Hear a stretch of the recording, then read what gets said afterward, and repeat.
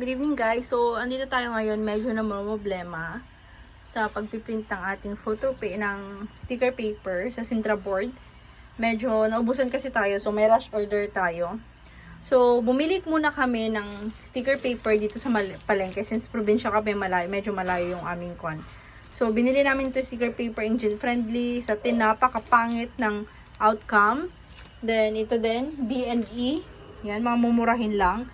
So, binili namin to and then nag-try kami ng borderless sa Epson L5290. So, ito siya. Medyo greenish siya kung titignan ninyo. So, hindi namin makuha yung outcome na gusto namin. And then, sa second try din ulit namin, ganun pa rin. So, I think sa sa sticker paper na nabili namin, yung mga mumurahin lang, medyo pangit talaga siya. Unlike sa mga binibili talaga namin, trusted namin is yung mga Quaff, mga ganun sa Lazada. Wala kaming problema doon. Ang dami na naming ginawang Sintra board. Yung mga Sintra board na yan. Walang problema. Pero bumili kayo ng mga cheap na mga inkjet friendly daw na sticker paper. Pero napakapangit. Ayan, kung makita ninyo. Greenish or bluish siya. So, ito, nag-try kami. Ang isa pang pinakapangit guys is yung Joy. Ito, pakita ko sa inyo ha. Ito, Joy sticker paper. Ang pangit niya guys.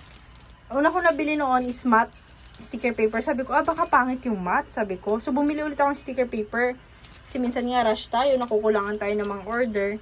Bumili ako ng sticker paper, trinay ko. So, hanapin ko lang ulit yung ito. Tinapon ko na siya, kung makita nyo. Trinay ko siya. Mas pangit na naman siya sa mga binili namin. Tignan nyo, wala pang yan, standard yung kanito ay high yung settings ng printing namin. O, tignan nyo naman. Yung details niya. Hindi ganun ang blurred. Tapos ang pangit ng printing ng Joy. Which is nagprint naman kami sa normal. Parehas na parehas sila ng settings nito. Ayan, wala pang phototop ito. Ayan o. So minsan guys, hindi sa printer tayo nagkakaproblema or sa drive na ginagamit natin. Nasa papel po na binibili din natin. So sticker paper na Joy, it's a very no-no. Ayan, sabi ideal for labels, hobby and craft, inkjet friendly. Yan, so ang pangit. Gamit pala namin ay dye ink. Yung original ink pa rin ng EcoTank L5290. So, I think wala naman kayong masasabi dyan. So, ito na. Ang pangit, guys. Same ng settings ng ginamit dito. Ito, so hindi kami nag-borderless dito. Pero, same sila ng settings. High, picture. Ayan, so, ito na kagad. Wala pa tong 1 hour, 30 minutes pa lang to. Ito naman, nalagyan na namin ng phototop na glossy. Pero yun nga, sinabi ko, yung L121 na drive na ginamit namin for borderless. Yan, medyo greenish siya. So, ito, nag-try ulit kami na naman kasi akala namin baka no photo enhancement yung clinic naman namin. Ayan, medyo umitim na naman sila.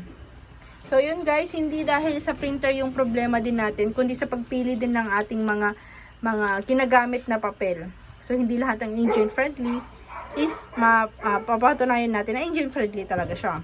So, ito, Joy ang pangit. Tapos yung mga mumurahin na papel. So, the best pa rin yung nabibili natin sa Lazada. Yung mga high quality na medyo mahal na Quaff, mga ganon, yung mga Yasin. Maganda yung mga yun. So far, wala akong problema sa previous na printing ko. Mga Sintra board orders ko, wala. So, ito lang, nagka-rush kami kasi hindi namin na-monitor yung inventory namin. So, that's all for today. I think, sana matapos na namin ito. Yan.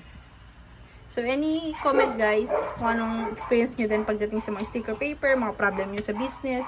Ay, nagre-rush kami. So, ang oras na ngayon ay 7:09 kasi kailangan na ito kasi gi-gift ito.